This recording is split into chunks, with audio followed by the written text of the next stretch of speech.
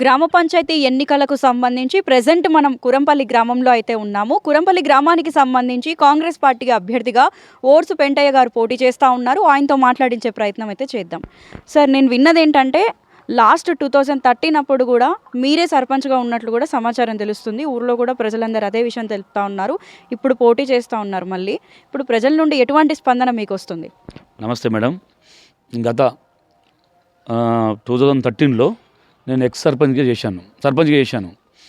అప్పుడు సర్పంచ్గా చేసిన తర్వాత మా ఊరు ఎలా ఉండనంటే అంతా గల్లీలో ఉండే కంప చెట్లు, తర్వాత వాటర్ సమస్య లేకుండే చాలా ప్రజలు మొత్తం చాలా ఇబ్బంది పడుతున్నారు.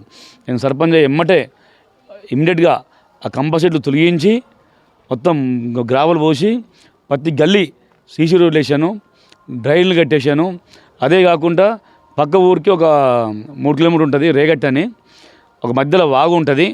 ఆ వాగులో ఒక నది ఉన్న తర్వాత ఆ నదిలో పోతుంటే చాలామంది నడుచుకుంటూ పోతూ చాలామంది చనిపోయేవాళ్ళు.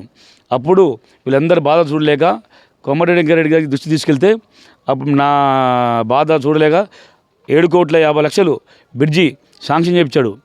అది కూడా నేనే కట్టాను. అలాగే మా ఊరు చెరువు కూడా డెవలప్ చేశాను. అంతేకాకుండా ఇక్కడ రైతులకు పొలాల్లో వరిసేను కోస్తుంటే రైతులు మొత్తం పొలాల్లో ఎండ పోసుకుంటే మొత్తం వర్షం వస్తే కొట్టుకుపోయేది. వాళ్ళది కూడా వాళ్ళ బాధ చూడలేక ఇక్కడ పురాణ కాలంలో కౌంటోళ్ళు సావుకారులు ఉండేవాళ్ళు.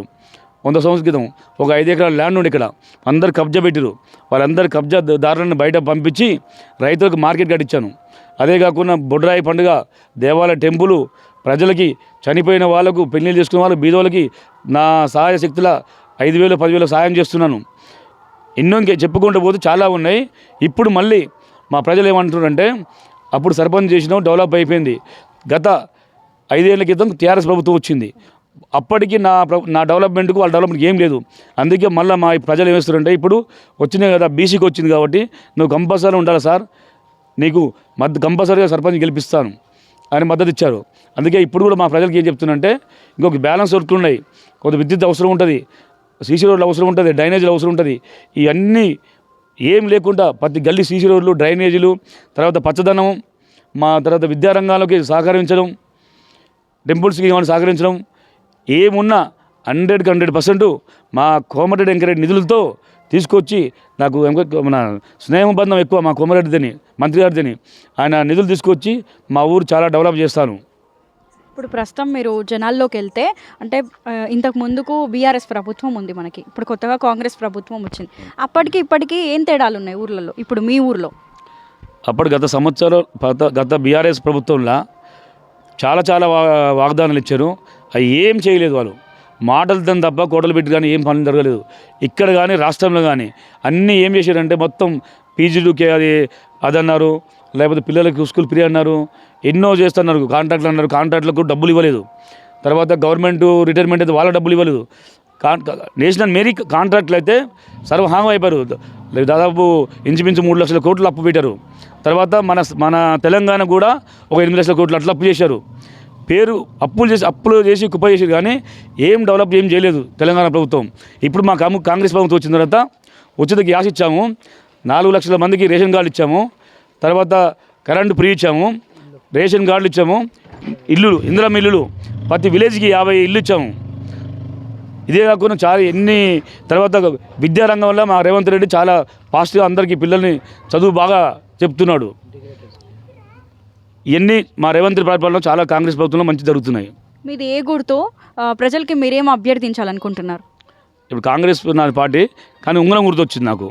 ఉంగరం గుర్తు మీద ప్రజలకు మీరు ఏం చెప్పాలనుకుంటున్నారు? రేపు ఎల్లుండే కదా, అదే అంటున్నా. మా ప్రజలు నేను చేసిన డెవలప్మెంట్ చూసి నన్ను అతి మెజార్టీకి గెలిపిస్తానని మా ప్రజలే చెప్పారు. పెంటయ్య గారు గెలిస్తే మాకు మహిళల సంఘంలో మాకు అభివృద్ధిగా కావాలని మేము కోరుకుంటున్నాం. కాకుంటే మాకు ఇండ్లు రావాలి, ఇంకా లేని వారికి ఇండ్లు రావాలని కోరుకుంటున్నాం. ఆయన చాలా చేసిండు. ఇప్పుడు బయట ఇంట్లో లోపల ఒక బీద వాళ్ళు ఉంటే ఆ బీద వాళ్ళకు సహాయాలు చేస్తాడు. ఇప్పటికైతే చేసిండు, ఇంక మాకు చేయాలి, ఆయనే కావాలని మేము కోరుకుంటున్నాం. ఇప్పటికైనా కూడా ఆ పెంటయ్య గారు వస్తేనే మాకు చాలా సంతోషం మేడం. పెంటయ్య గారు గుర్తు ఏంటిది? ఉంగరం గుర్తు మేడం. ఉంగరం గుర్తు కోటేస్తారా మరి? వేస్తాం. యువత మేజర్గా మత్తు పదార్థాలకి, డ్రగ్స్కి కావచ్చు, పలు వాటికి అలవాటు పడి పనిచేసారు. కాలేజెస్కి వెళ్ళకుండా నెక్స్ట్ స్కూల్ పిల్లలకు సైతం ఊర్లలో కూడా ఇలా బలాదుర్గా తిరగడం మనం చూస్తూ ఉన్నాము. ఒకవేళ మన ఊరు సర్పంచ్ బాగుంటేనే ఊరు బాగుంటుందని ఒక నినాదం ఉంది.